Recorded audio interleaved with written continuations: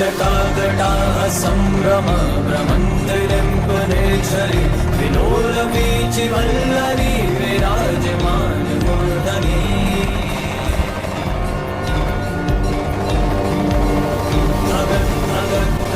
ज्वलल्ललाटपट्टपावके किशोरचन्द्रशेखरे रतिप्रतीक्षणं मम।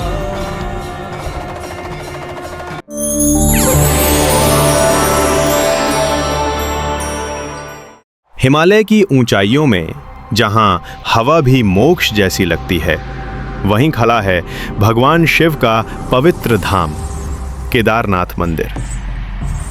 ये मंदिर सिर्फ पत्थरों का ढांचा नहीं है, बल्कि श्रद्धा, शक्ति और रहस्य का प्रतीक है। पुराणों के अनुसार महाभारत युद्ध के बाद पांडव अपने पापों का प्रायश्चित करने भगवान शिव की खोज में निकले।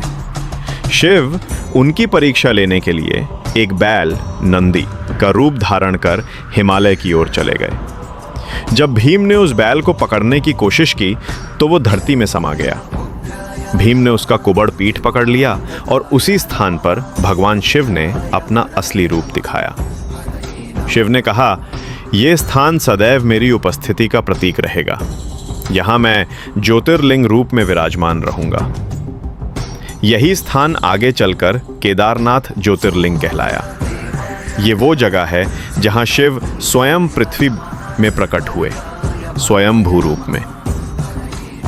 हर साल अक्टूबर के अंत में जब हिमालय पर बर्फ गिरने लगती है तो केदारनाथ मंदिर के द्वार बंद कर दिए जाते हैं। इस समय मुख्य शिव मूर्ति को एक शोभा यात्रा के रूप में ऊखीमठ ले जाया जाता है, जहां पूजा जारी रहती है। किंतु असली रहस्य ये है कि जब मंदिर को बंद किया जाता है, उस समय दीपक, अखंड ज्योति जलाकर रखे जाते हैं और थोड़ा सा घी रखा जाता है। 6 महीने बाद जब मंदिर दोबारा खोला जाता है तो दीपक अब भी जल रहा होता है, फूल ताज़ा रहते हैं और भीतर सब कुछ वैसा ही होता है, मानो किसी ने पूरे समय मंदिर की सेवा की हो। लोग मानते हैं कि इस अवधि में स्वयं भगवान शिव के गण, दिव्य प्राणी मंदिर में पूजा करते हैं।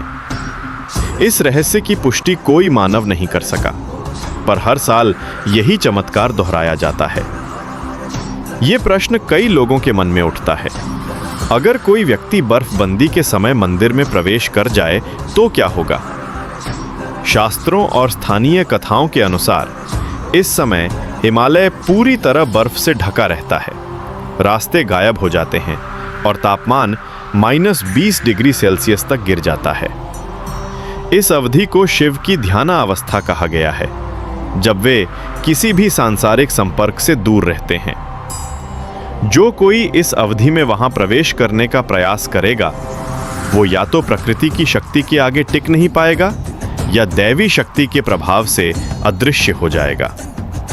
ये बात वैज्ञानिक रूप से नहीं साबित की जा सकती, परंतु स्थानीय लोग कहते हैं जब शिव विश्राम करते हैं तब मानव को उनके क्षेत्र में नहीं जाना चाहिए। केदारनाथ को मोक्ष भूमि कहा गया है क्योंकि ये भगवान शिव के 12 ज्योतिर्लिंगों में से एक है, जहां साक्षात दिव्य ऊर्जा प्रकट होती है। कहा जाता है कि यहाँ की यात्रा करने से सभी पाप नष्ट हो जाते हैं और जन्म मृत्यु के चक्र से मुक्ति मिलती है। यहाँ आदि शंकराचार्य ने अपना अंतिम समाधि स्थल बनाया, जो आत्मा की पूर्ण मुक्ति का प्रतीक है। केदारनाथ तक पहुंचना ही एक तपस्या है। ऊंचाई, ठंड और कठिन रास्ता, ये शरीर और मन दोनों की परीक्षा है, जो आत्मशुद्धि का माध्यम बन जाती है। केदारनाथ कोई साधारण मंदिर नहीं, ये समय, आस्था और ऊर्जा का संगम है। ये हमें सिखाता है कि भगवान को महसूस किया जाता है, देखा नहीं जाता।